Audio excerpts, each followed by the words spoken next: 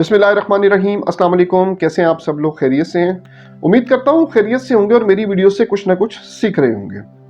आज हम इस वीडियो में बात करेंगे कि हम पाकिस्तान से वेजिटेबल्स को कैसे एक्सपोर्ट कर सकते हैं और अच्छा रेवेन्यू जनरेट कर सकते हैं। बात समझने की यहाँ पे ये है कि आप लोगों को proper A to Z information हो तभी इस फील्ड में आए। किसी भी फील्ड में जब आप जाएं तो आप properly A to Z information लेने के बाद ही उसी फील्ड में जंप इन करें। इस वीडियो में हम देखेंगे इसका HS कोड क्या रहेगा, इसकी डॉक्यूमेंटेशन कौन कौन सी रहेंगी, टॉप इंपोर्टिंग कंट्रीज कौन कौन सी है, टॉप एक्सपोर्टिंग कंट्रीज कौन कौन सी है, किस कंट्री में बहुत ज्यादा हमारा जो है फ्रूट एंड वेजिटेबल जाता है या वेजिटेबल हमारी बहुत ज्यादा एक्सपोर्ट होती है, किस कंट्री में जाती है, और प्रॉफिट मार्जिन एंड पे हम प्रॉफिट मार्जिन इसका देखेंगे। अगर हम बात करें इसके HS कोड की तो वो है 07, चैप्टर 07 में आता है, सब चैप्टर इसका 04 है। तो फुल इसका जो HS कोड हार्मोनाइज सिस्टम जो है इसका 707049000 इसी उस पे फ्रूट एंड वेजिटेबल एक्सपोर्ट होती है, मतलब डिफरेंट कर देते हैं क्लियरिंग एजेंट। तो नॉर्मली वेजिटेबल जो है 07049000 पे एक्सपोर्ट की जाती है, कोई भी वेजिटेबल हो। तो अगर बात करें पाकिस्तान से 2023 में कितनी फ्रूट एंड वेजिटेबल वैल्यू की एक्सपोर्ट हुई है तो $285 मिलियन की जो है ना फ्रूट एंड वेजिटेबल पाकिस्तान ने एक्सपोर्ट किया है। सबसे पहले आप लोगों को ये पता होना चाहिए कि पाकिस्तान जो है एग्रीकल्चर, पाकिस्तान की जो लैंड है वो काफ़ी ज़्यादा एग्रीकल्चर है, तो यहाँ की सॉइल मिट्टी बड़ी हेल्पफुल है एग्रीकल्चर के लिए। तो हम टॉप एक्सपोर्टर्स हैं वेजिटेबल्स के।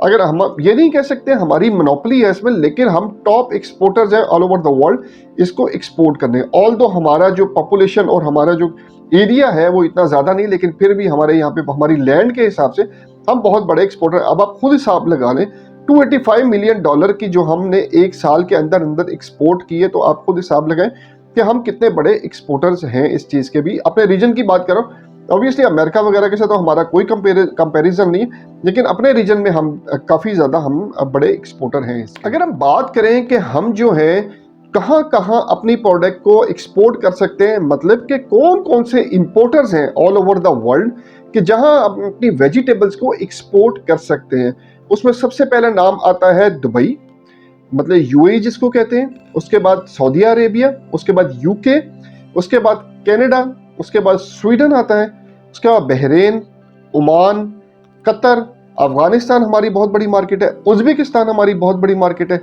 अगर फ्रूट्स की बात करें रशिया हमारी बहुत ज़बरदस्त मार्केट है। तो ये जो हमारी मार्केट, अजरबैजान जो हमारी बहुत ज़बरदस्त मार्केट है। तो ये जो है इंपोर्टिंग कंट्रीज़ हैं।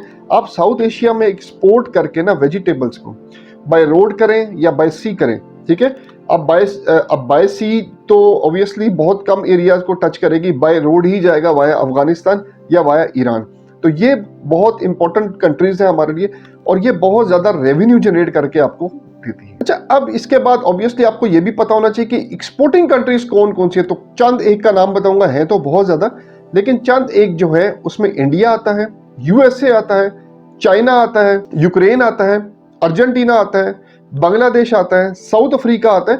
तो ये कुछ कंट्रीज बहुत ज़्यादा एक्सपोर्ट करते हैं। अगर हम अपने रीजन में देखें हमारा मेन कंपटीटर्स कौन कौन से हैं, उसमें ईरान आता है, उसके बाद हमारा इंडिया है और उसके बाद हमारा चाइना है। तो ये हमारे रीजन में हमारा मेन कंपटीटर यही तीन है। अब जब भी आपने किसी प्रोडक्ट को किसी भी कंट्री में एक्सपोर्ट करना है या एक्सपोर्ट करने का सोचना है, तो उससे पहले आपने उसका बिजनेस प्लान तैयार करना है। अब बिजनेस प्लान क्या होता है, ऑलरेडी वीडियो बनाई हुई है, आप उसको देख सकते हैं। अगर नहीं आपको उससे भी समझ आती तो आप गूगल करके वहां से देख सकते हैं कि बिजनेस प्लान में क्या क्या चीजें शामिल होती है। कोई भी प्रोडक्ट लोकल बिजनेस करना है या इंटरनेशनल करना है, उसके लिए आपको बिजनेस प्लान जरूर चाहिए। उसमें सब होता है कि प्रॉफिट मार्जिन, सारा कुछ कहां से लेंगे, कैसे करेंगे, कितनी कॉस्टिंग, ये सारा कुछ उसके अंदर शामिल होता है। बिजनेस प्लान मस्ट है। उसके बाद ये सोचना है आपने कि जब आपने एक्सपोर्ट का सोच लिया कि जी मैंने फ्रूट एंड वेजिटेबल एक्सपोर्ट करनी है या वेजिटेबल्स एक्सपोर्ट करनी है, तो अब आपने ये देखना है कि हमारे तो बहुत ज़्यादा वेजिटेबल्स होती है, तो हमने किस वेजिटेबल को एक्सपोर्ट करना है। अरे एक वेजिटेबल को एक्सपोर्ट करना है या नंबर ऑफ वेजिटेबल्स को एक्सपोर्ट करना है। तो ये आपने एक प्लान के अंदर शामिल करना है कि हमने जी करेला करना है, भिंडी करनी है, गाजर करनी है, मटर करना है, कद्दू करना है, क्या करना है हमने एक्सपोर्ट, ठीक है। वो आपने नोटिफाई करना है अपने पास कि जी मैंने ये प्रोडक्ट एक्सपोर्ट करनी है। तो ये इसको फिर आपने उसी हिसाब से ऑब्वियसली पूरे जो हमारा जो है, अब हर ये तो जो सब्जियां होती हैं या वेजिटेबल्स होती हैं, ये तो सीजन बाय सीजन चलती है ना। तो हमने उसी तरह अपने प्लान को करना है कि पूरे साल का काम है, ठीक है। कुछ भी प्रोडक्ट उठा लो, कोई सब्जी उठा लो, मटर पूरे साल चलता है, ठीक है। गाजर का सीज़न ये कुछ 3-4 महीने का सीज़न है, लोग ये भी करते हैं, सिर्फ गाजर हमारे उससे एक्सपोर्ट करते हैं, 4 महीने का सीज़न लगाते हैं और पूरा साल बैठ के खाते हैं। अच्छा, उसके बाद आपने करना है, जिस भी कंट्री में आप एक्सपोर्ट कर रहे हो, ठीक है, जिस भी कंट्री में आप एक्सपोर्ट कर रहे हो तो उसकी इंपोर्ट के रूल्स एंड रेगुलेशंस आपको पता होना चाहिए। ये ना हो जी आप शिपमेंट भेज दो और शिपमेंट आपकी वहां पे खड़ी हो जाए और आपका जो पेरिशेबल आइटम है वो कितनी देर निकालेगी, ज़्यादा दिन नहीं निकालती है।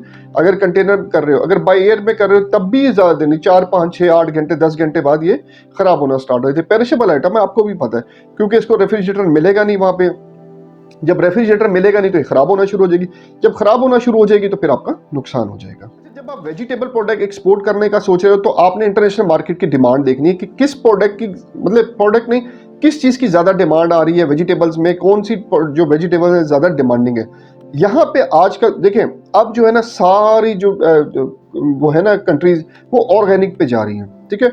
ऑर्गेनिक की डिमांड बढ़ती जा रही है। क्यों ऑर्गेनिक की डिमांड के ऊपर? अब ऑर्गेनिक होता क्या है, देखें, जो बाकी सब्जियां वगैरह है ना, इसमें खाद डलती है दूसरी, ठीक है। अब इसमें जो है ना, मतलब जिसको हम गोबर बोलते हैं, ऑर्गेनिक जो होती है ना, जो वो होती है सब्जी जिसमें ऑर्गेनिक तरीके से हो, मतलब जिसमें खाद डलती हो, केमिकल वाली खाद ना हो, ठीक है। जिसमें दूसरा गोबर वगैरह डलता हो, उससे तैयार की गई हो, उसको ऑर्गेनिक बोलते हैं। तो वो आजकल बहुत ज़्यादा डिमांडिंग है, उसकी प्राइस भी अच्छी होती है।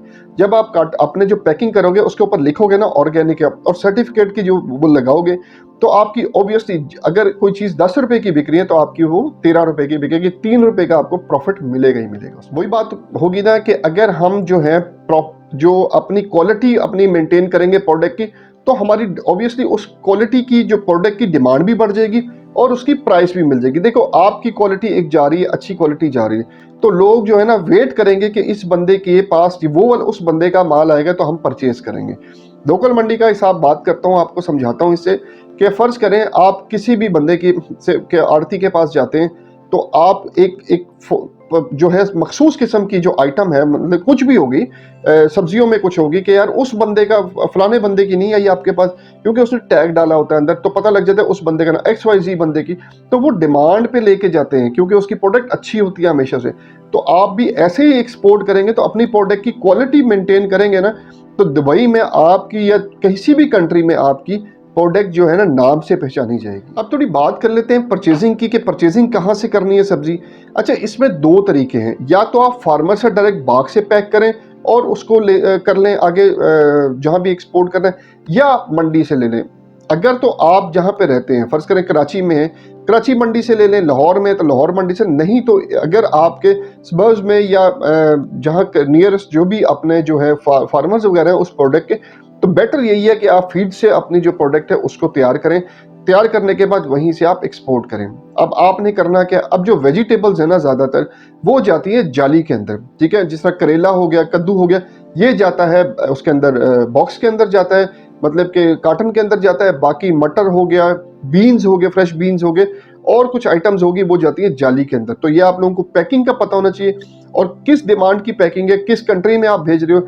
दुबई भेज रहे हो तो 1.3 मटर जाता है केजी का, और 1.7 केजी का मटर जाता है, डिमांड पे है। उसके बाद 4 किलो की पैकिंग जाती है कद्दू की, करेले की, ठीक है। इसी तरह और जो फ्रेश बीन्स 2 किलो जाता है, 1.5 किलो भी जाता है, ठीक है। तो ये आपको अपने हिसाब से पैकिंग जो है आपका बायर बताएगा, इस हिसाब से आप पैकिंग करके भेजें ताकि आपको अच्छा रेट मिल सके। तो आपने जो है बायर की डिमांड पे चलना है, जो वो डिमांड करेगा उसी तरह भेजना है। अच्छा, अब सोर्सिंग होगी आपकी।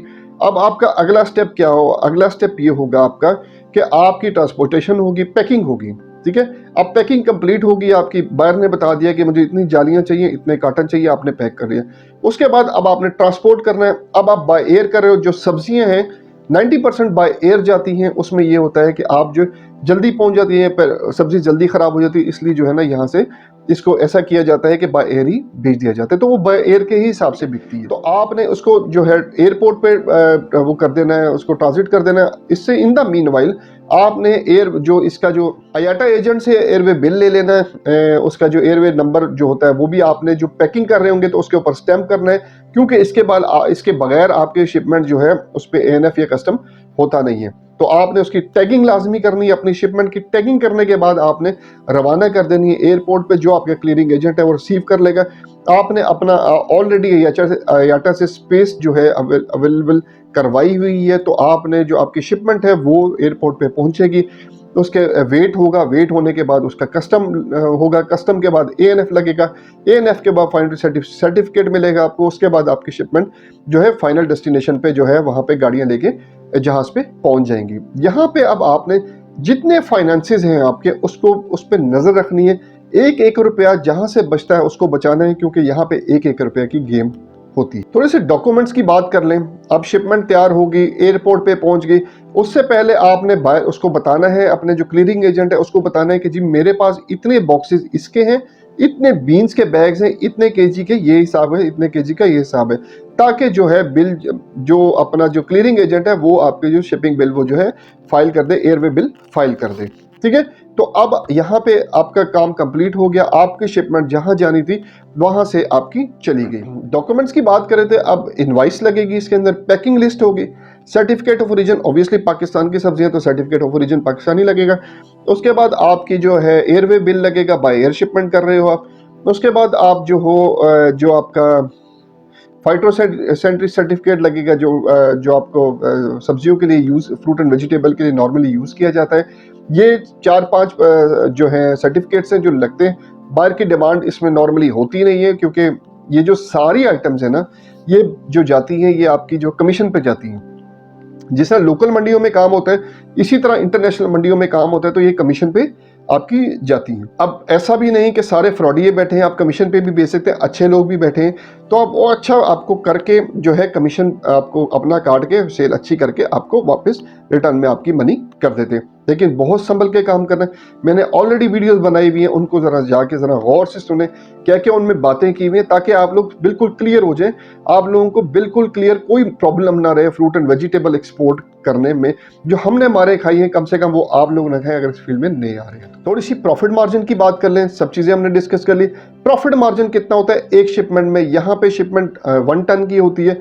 1 टन की शिपमेंट में आप कम से कम 30 से 40 हजार रुपया बचा लेते हैं। मैं आपको समझ बाग नहीं दिखाऊंगा कि आप लाख रुपया कमा लेंगे, 2 लाख कमा लेंगे या 50 लाख महीने का कमा लेंगे। आप कम से कम 30 से 40 हजार रुपया कमा सकते हैं इजीली।